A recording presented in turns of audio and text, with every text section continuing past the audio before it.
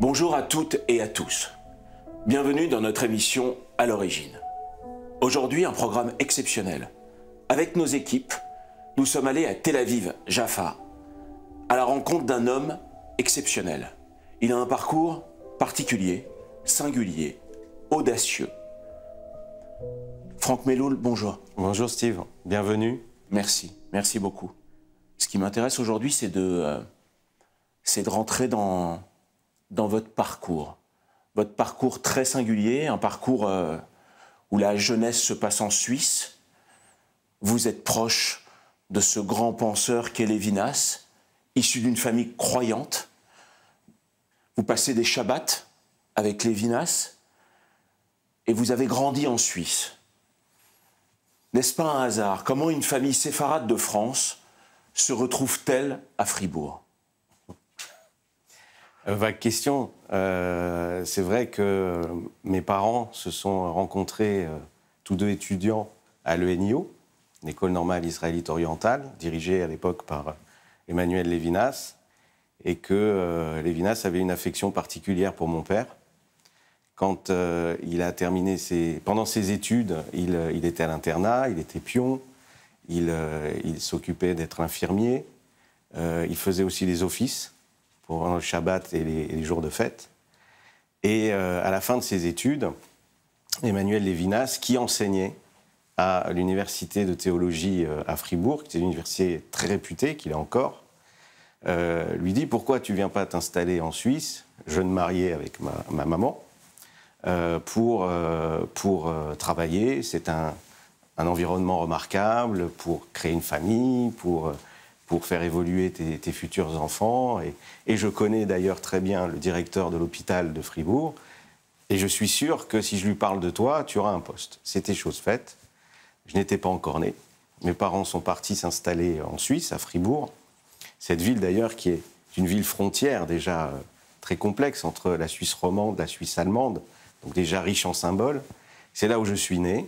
Et quand le professeur Lévinas venait donner des cours à Fribourg, eh bien, il passait de temps en temps à la maison ou certains Shabbats. Alors j'étais tout petit, c'est vrai, mais j'ai encore quelques souvenirs, quelques mots de lui encore, quand il souhaitait les vœux de Rosh Hashanah à mes parents.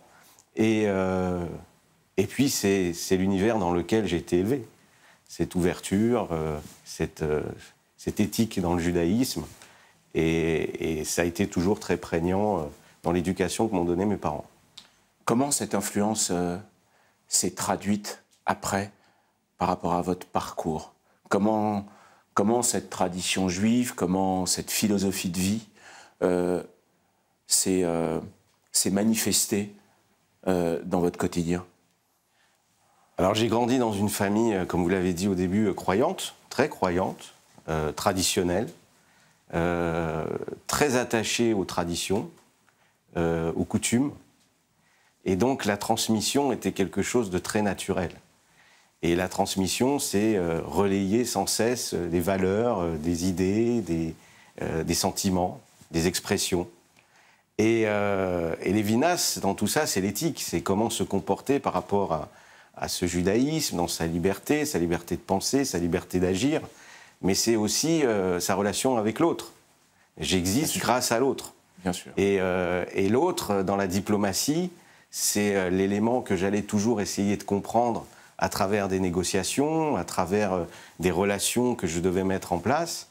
Cette relation d'interaction et de dire, aujourd'hui, ma raison d'être, c'est quoi? C'est de me situer par rapport à quelqu'un d'autre qui existe aussi et de créer mon environnement autour de ça. C'est cette philosophie-là que j'ai gardée de Lévinas et qui, on peut dire, est un point commun entre mon parcours dans la diplomatie française ou aujourd'hui ici en Israël à i24 News.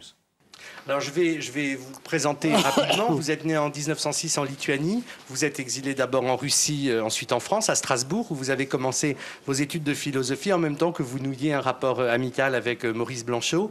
En 1928, vous êtes parti à Fribourg suivre l'enseignement de Husserl et de Heidegger. Ensuite, il y a eu évidemment la guerre, les camps, la montée du nazisme. Et on peut dire que cette tragédie de l'histoire est inscrite au cœur de votre réflexion. On dirait que, enfin vous me direz si c'est un bon résumé ou une bonne situation, que votre pensée se situe à un carrefour de domaines qui sont d'habitude très séparés les uns les autres et que vous avez inlassablement tenté de nouer un dialogue entre des traditions qui s'ignoraient. Je pense notamment à la tradition de la philosophie occidentale et la tradition hébraïque, mais aussi la littérature russe qui a beaucoup compté pour vous, la phénoménologie allemande. Est-ce que cette situation de carrefour, c'était un choix ou c'est finalement une conséquence de l'histoire de ce siècle? C'était pas un choix, en ce sens qu'il ne s'agissait pas de les parcourir et de se demander chaque fois qu'est-ce que j'en retiens. Une pensée authentique, une pensée sincère,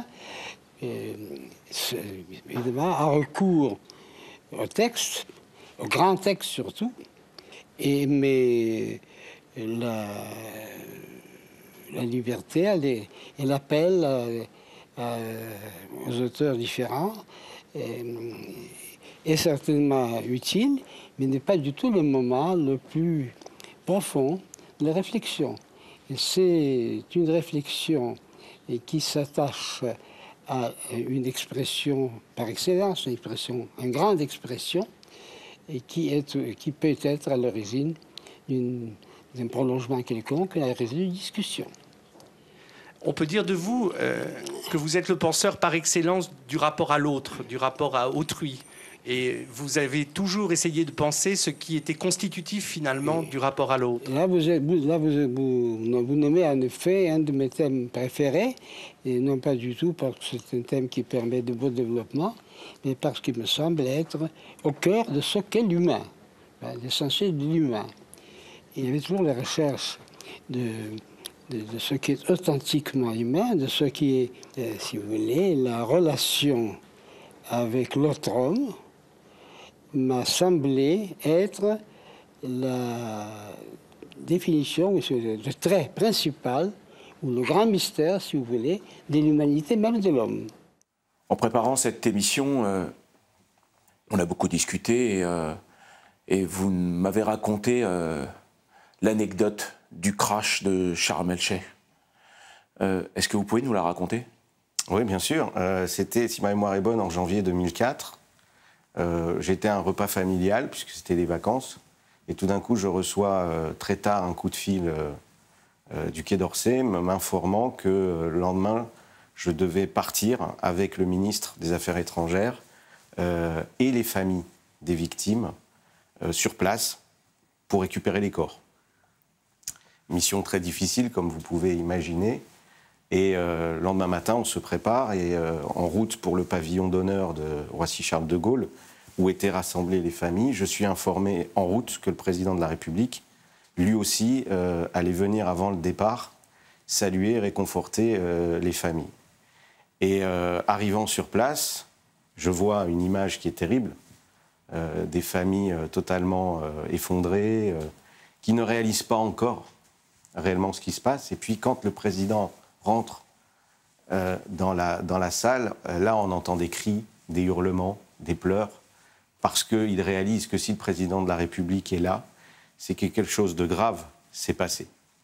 Et puis ma tête tourne, elle fait 360 degrés dans la pièce, et je remarque un rabbin avec une kippa. Premier réflexe, c'est de m'approcher de lui. Et je lui dis, excusez-moi, vous êtes rabbin? Il me dit, oui, je suis l'aumônier des aéroports de Paris. Et mon nom est Chaim Corsia. Et je lui dis, mon nom est Franck Meloul.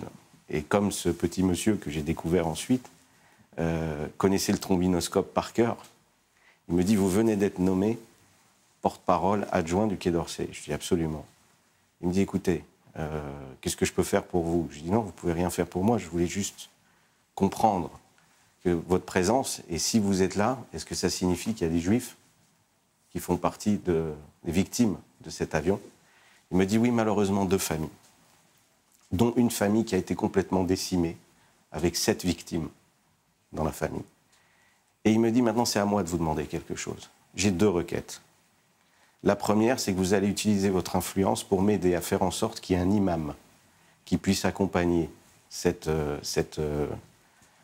cette délégation, parce qu'il y a des familles musulmanes qu'il faut canaliser. Tout de suite, je suis allé, j'ai fait le nécessaire, et j'ai fait en sorte que l'imam puisse accompagner, puisque le rabbin était garant de tout ça. La deuxième chose, il me dit, je ne peux pas me déplacer. Il n'y aura pas minyan, je ne pourrai pas faire Kaddish. Je vous délègue mes pouvoirs de rabbin, et vous allez prendre soin de la famille. Il m'attrape le bras. Il m'amène auprès des deux familles. Je lui dis, mais je suis avec le ministre, vous allez prendre soin de ces deux familles. Et il me présente aux familles en disant, voilà l'homme qui va être votre contact pendant ce déplacement. Charge d'émotions très forte, vous pouvez imaginer. J'ai fait ce que j'ai pu. J'étais au chevet de ces familles. Ça a été un moment terrible, qui fait partie d'une réalité. Et quand je suis rentré, il m'a appelé, il m'a remercié, il m'a dit que les familles avaient apprécié ce qui avait été fait. Je lui ai dit, je vous rends vos pouvoirs de rabbin. Et depuis ce jour-là, j'ai développé une amitié très profonde avec Chaim Corsia. Et d'ailleurs, dans les prochains postes qui ont suivi, on a fait beaucoup de choses ensemble. On a mis en place énormément de choses, notamment la pérennisation d'imams ou de rabbins qui étaient les bonnes personnes à des endroits clés pour servir au mieux les valeurs de la République et du judaïsme français. Est-ce que quand vous vous posez aujourd'hui, pendant des moments de réflexion ou autres, vous pensez sincèrement que la particularité et la singularité de votre travail, pour rassembler tout ça, fait que votre éducation juive, votre enfance, ces vagues rencontres avec Lévinas, l'éducation de votre papa par rapport à votre devoir de transmettre, vous aide au quotidien? Je sais ce que c'est être une minorité. Toute ma vie, jusqu'à ce que je fasse mon aliyah en Israël, j'ai fait partie d'une minorité. J'étais le seul juif de ma classe. À Fribourg, c'était une classe catholique, avec la prière le matin, la prière l'après-midi et le catéchisme. J'ai été dispensé de catéchisme parce que j'étais juif. Jusqu'au jour, à un cours de récréation, mes copains sont venus et m'ont dit « Mais c'est toi qui as tué Jésus !» Je suis rentré à la maison, j'en ai parlé à mes parents. Mon père a attrapé le prof de catéchisme. Et depuis la semaine suivante, j'ai fait partie du cours de catéchisme, à la demande de mon père. Mais je veux que mon fils comprenne ce qu'est le christianisme. Ça, c'est Lévinas. Ça, c'est comprendre l'autre.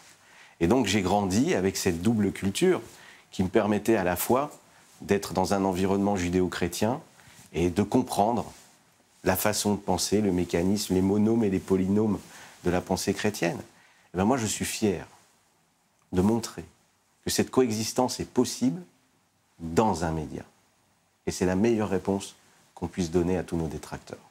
Je vous rejoins là-dessus au niveau de la coexistence, puisque, comme vous le savez, on est sur une matinée religieuse et spirituelle sur France Télévisions, et les émissions des diverses religions et des 7 programmes se succèdent les uns après les autres, avec un habillage commun, avec un horizon commun.